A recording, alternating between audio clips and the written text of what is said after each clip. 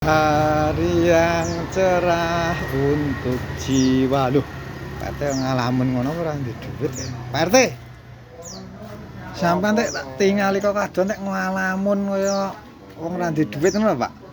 Kuwi ndi berenan. Masalah ra ndek dhuwit iki kabeh ra ndek dhuwit terus ya. Kahanan lagi kaya ngene. Ngece aku ae lho.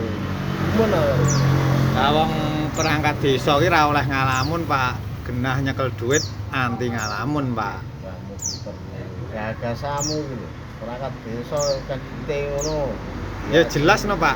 Wong ben wulan gajian. Ora ana ditane perangkat desa gaji gede. Mengabdi tanpa pamrih lha kuwi lho. Ngerti ra kowe? Kowe iki ora tau nyang ora ndek ra jabakti nyandi kowe. Kula repot Pak wingi, Pak. Dendamu wis bayar rong.